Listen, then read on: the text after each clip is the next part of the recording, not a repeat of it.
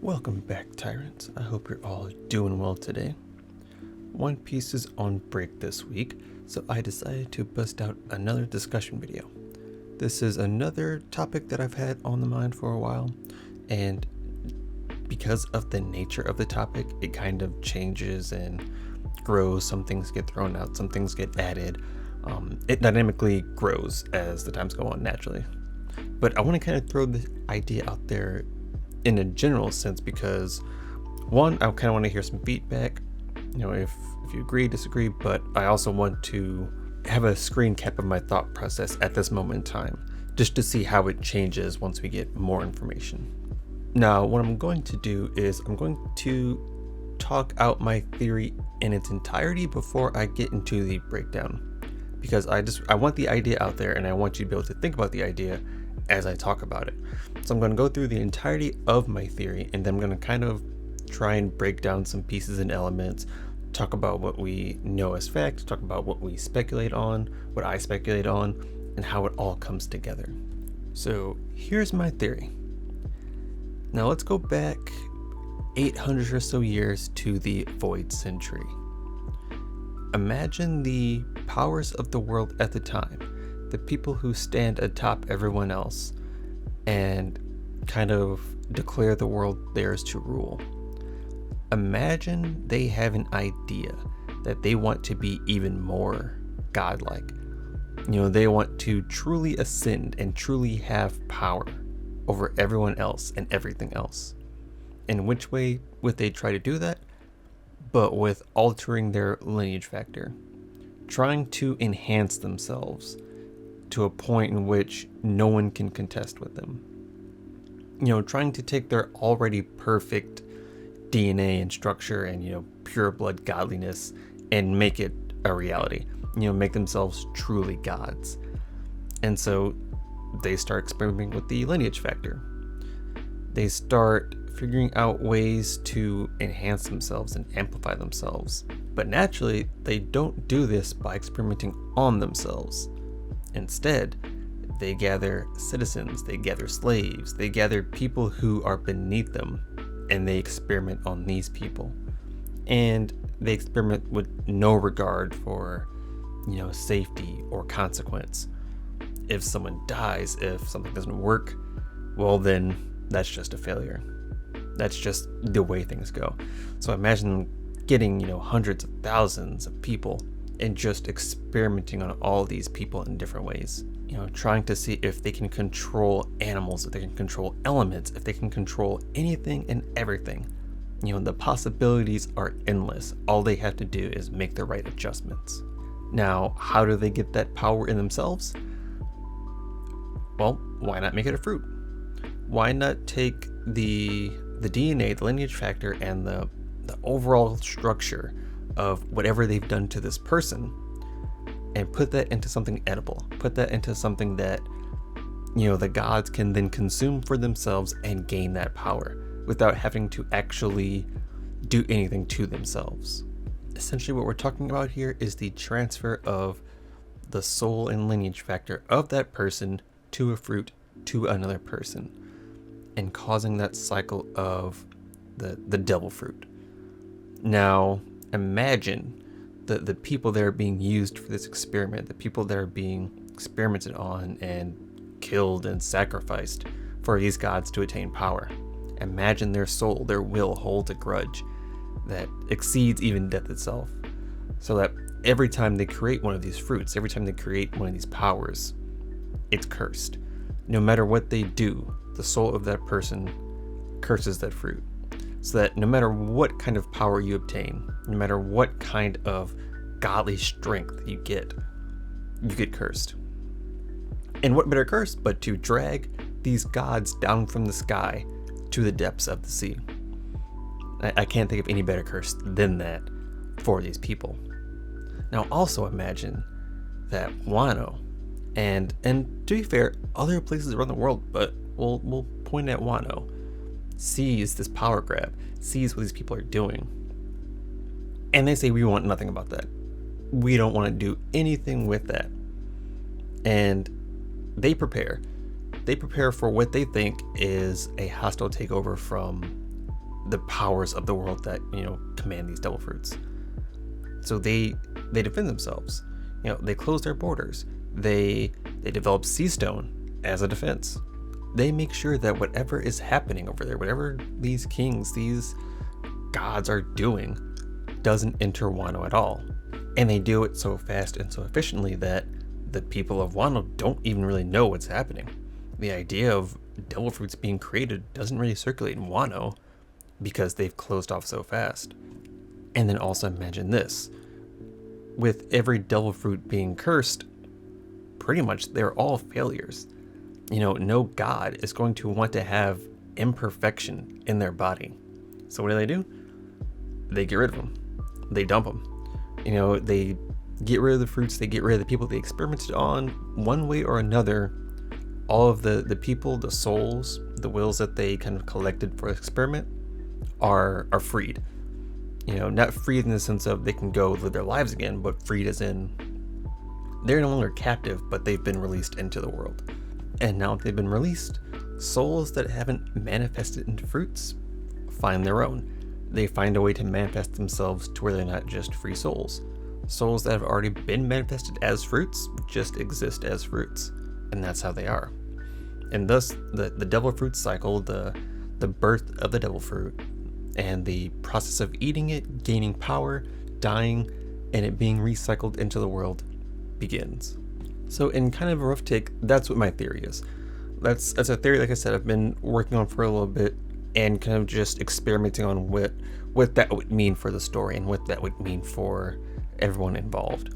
And it's a theory that I like so far. I think there are some definite points that help lend credence to the theory. And as always, I think there are points that kind of defeat the theory, but what I want to do is kind of just talk about some of the facts, some of the things we know from the story about devil fruits. We know that devil fruits affect the lineage factor of the person who eats them. We know that it only carries through in the first bite, and as soon as a person swallows that bite, it changes their physiology and gives them that power. Anyone who eats the fruit after that first bite, they're just eating a bad fruit. We know that it tastes horrible. We know that only one person can eat only one fruit at a time. Two fruits do not exist at the same time, and the power does not exist at the same time. So two people can't share the same power. Two people can't, eat a fruit at different times. It only exists once. We know that eating a devil fruit makes you unable to swim, and to better state that, makes you weak to the sea and just the aura and feeling of the sea. Now, to get into some speculation, I don't think devil fruits are naturally occurring. And I say that because through the process of a devil fruit, when they regrow, they don't, sprout from seeds to a tree to a fruit. When a devil fruit user dies, from what we've seen, that fruit immediately becomes reactive. It's almost like the avatar state, where when the avatar dies, the new one is born. And it carries over almost seamlessly. That's how devil fruits work. When the user dies and their soul, for the most part, no longer exists within them, that fruit leaves. And that fruit is reborn in what seems to be the nearest like fruit in the area. Now, I also believe that devil fruits only spawn in the same fruit. And I say that because we have a devil fruit encyclopedia that not only has description of fruits and what the effects they have images of the fruits, so people know what these fruits look like. People can recognize fruits on sight without eating it, without knowing where it came from, just by the way it looks, because the fruits, they have a certain pattern and they have a certain fruit that they go by. For example, there are bananas, there are apples, there are pineapples. There are all these different forms of fruits that take, and the images we have always show that fruit. And speaking on that encyclopedia, it seems that the more information we have on devil fruits comes from their abilities and what they can do for the user. The one thing that I find odd is that there's a lot less images of recorded fruits. It's almost like once you eat a fruit and you figure out what the ability is, you can say, oh, this is the cow fruit, this is the reindeer fruit, this is a human fruit. You figure it out after you eat it. So the knowledge of what that fruit does exists, but the way it looks does not. Which I think lends credence to my theory, because there are some fruits that were created and used while others were essentially not made before the experiment was considered a failure. So there are some fruits that have been in use, they've seen how they spawn, and they know what they look like. They know immediately just by looking at it, this fruit does this, it's been tested. While the other fruits, the ones that spawned after the experiment, we have no idea about. At best, we know what the fruit was going to be. You know, maybe they were experimenting to make a dinosaur fruit, they just never did. So when they see that fruit come into play, they're like, okay, so this is the fruit we want to make, and it turns you into a velociraptor. It's supposed to do X, Y, and Z.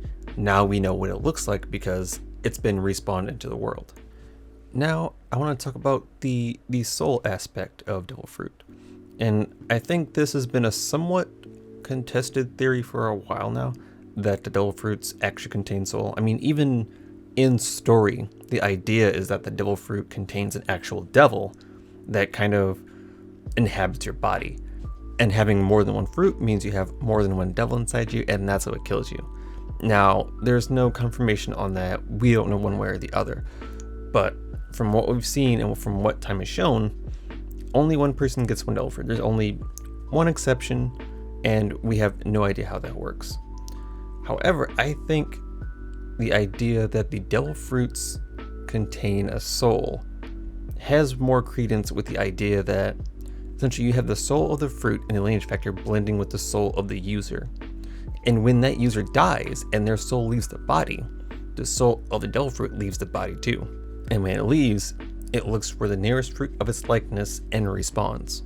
It also makes sense because one of the ways you combat devil fruit users is Haki, which is essentially soul and willpower.